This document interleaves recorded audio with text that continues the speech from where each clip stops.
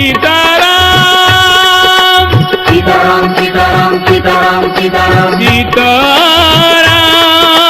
सीताराम सीताराम सीताराम सीताराम जय सीताराम जय सीताराम जय सीताराम सीताराम सीताराम सीताराम सीताराम कहिए जाहि विधि राखे राम ताहि विधि रहिए।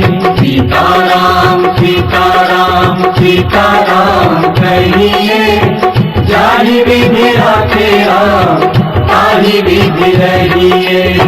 जाहि विधि राखे राम ताहि विधि रहिए। जाहि विधि राखे राम ताहि विधि रहिए। सीताराम सीताराम सीताराम कहिए जाहि विधि राखे राम ताहि विधि रहिए। जाहि विधि राखे राम ताहि विधि रहिए।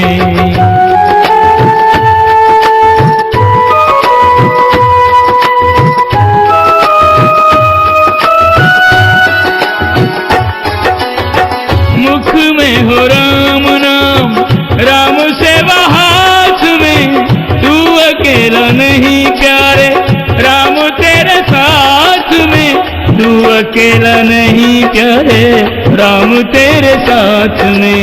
विधि का विधान जान हानि लाभ सहिए जाहि विधि राखे राम ताहि विधि रहिए। सीताराम सीताराम सीताराम कहिए जाहि विधि राखे राम ताहि विधि रहिए। जाहि विधि राखे राम ताहि विधि रहिए। सीताराम सीताराम सीताराम सीताराम सीताराम सीताराम सीताराम सीताराम सीताराम सीताराम जय सीताराम जय सीताराम जय सीताराम सीताराम सीताराम। किया अभिमान तो फिर मान नहीं पाएगा होगा प्यारे वही जो श्री राम जी को भाएगा। होगा प्यारे वही जो श्री राम जी को भाएगा। फल आशा त्याग शुभ काम करते रहिए जाहि विधि राखे राम ताहि विधि रहिए। सीताराम सीताराम सीताराम कहिए जाहि विधि राखे राम ताहि विधि रहिए। जाहि विधि राखे राम ताहि विधि रहिए। जाहि विधि राखे राम ताहि विधि रहिए। सीताराम सीताराम सीताराम कहिए जाहि विधि राखे राम ताहि विधि रहिए। जाहि विधि राखे राम ताहि विधि रहिए।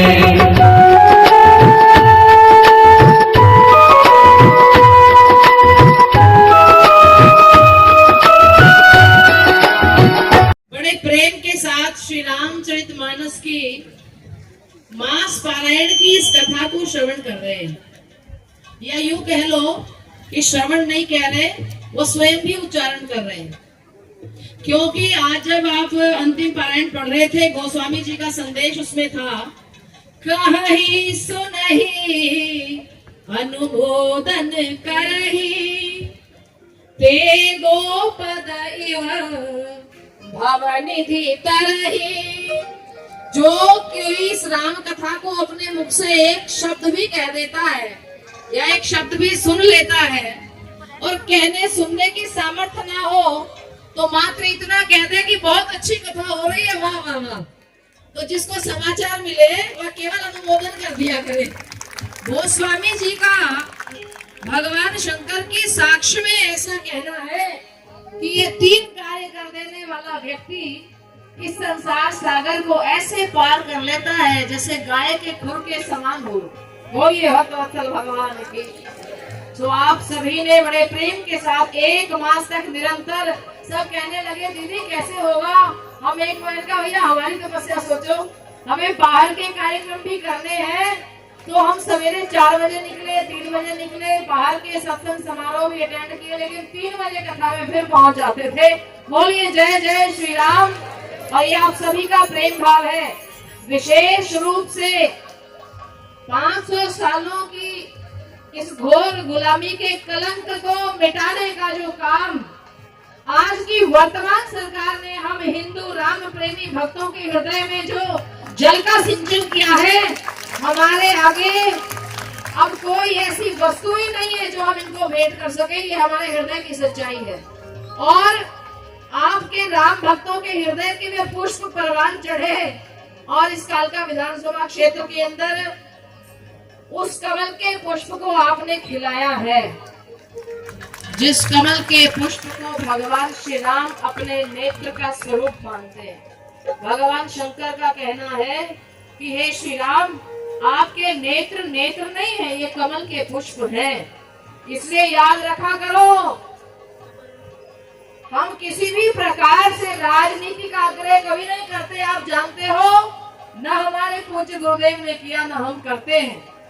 परंतु मेरा एक आग्रह सर आपके सामने रहेगा कि अब तो इस जान की बाजी लग जाए। अब तो इस जीवन का हमारा ये प्रण है, प्राणपन की सौगंध है कि जब तक जिएंगे कमल के पुष्प को ही खिला करके जिएंगे। क्यों? क्योंकि जय हमारे हाथों से गया। हमारा रामलला का वह दिव्य स्थान जब जब देखते थे, तपती हुई धूप में वह कपड़े के परकोटे में बैठा दिखता था। उस समय राम भक्तों का रोम रोम रोया करता था। हम अपने घरों में लौटकर घर में प्रवेश करने में हमारी आत्मा जल भून जाती थी कि हम ऐसे पक्के घरों में बैठे हैं, ठंडी गर्मी का आनंद लेते हैं और हमारे भगवान वहाँ सब प्रकार के ऋतुओं की मार को झेलते रहते हैं। वर्षों के इस कलंक को धोने वाली सरकार के प्रति समस्त हरियाणा ही नहीं, संपूर्ण भारत ही नहीं, संपूर्ण विश्व के ही राम प्रेमी हिंदू बंधुओं का सदा सदा सौभाग्यपूर्ण साथ आपके साथ रहेगा। और इस राम कथा के आज इस समापन के अवसर पर आप सवेरे देखती देवी शक्ति रानी जी पधारी हैं। किस प्रकार से लगभग 60-70 गाड़ियों का काफिला लेकर के अमरावती से ये प्रेमी बंधु आए। हमें बहुत बार आग्रह आया सारे हरियाणा में भ्रमण का, आपको वहाँ प्रवास के लिए बुलाना, यहाँ प्रवास के लिए बुलाना है, आपकी आवाज जो है वह एक बार जागृत कर देगी हिंदुओं को। तो हमने एक बात रखी, हम ये कहते हैं कि ये जो शब्द है मुख से निकला हुआ, इसको वेद में शब्द ब्रह्म कहा जाता है। और ये जो शब्द मुख से निकलता है, यह केवल श्रोता के कान में ही नहीं जाता, यद्यपि हम इसको यज्ञ कहते हैं। कथा जो हम करते हैं इसको भी एक प्रकार का ज्ञान यज्ञ कहा जाता है। ये जो शब्द निकलते हैं, ये श्रोता के कान रूपी सुरवा के माध्यम से होते हुए घी का काम करते हैं। हृदय में जलती हुई भक्ति और ज्ञान की अखंड ज्योति में जाकर के समा जाते हैं और तब वहां से वैराग्य का निर्माण हो जाता है। वही वैराग्य सोम तत्व है, वही वैराग्य अग्निदेव के द्वारा खीर का प्रसाद है। उस वैराग्य के साथ हमारी भारत की जनता, धर्म प्राण जनता सदा सदा अपने जीवन को बड़े आनंद से जीती आई है। और हम लोग शांति के दूत हैं, हम अहिंसा के पुजारी हैं। हम आए हुए अतिथि को देवता मान करके उसको स्वीकार कर लेते हैं। हम उसको उसके धर्म की मर्यादा का पालन करने के लिए बड़े आदर से स्थान देते हैं।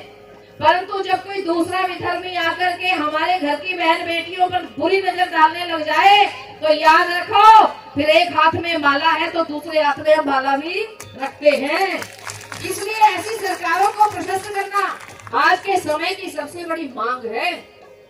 जिस प्रकार का कुचक्र वातावरण में चल रहा है, आपके देखते ही देखते बांग्लादेश में जो कुछ हो गया, अरे मुर्दा लाशों को, बहन बेटियों की मुर्दा लाशों को भी उन दुराचारियों ने नहीं छोड़ा। और आप क्या कल्पना बनाए बैठे हुए हो, किस आशा से आप बैठे हो?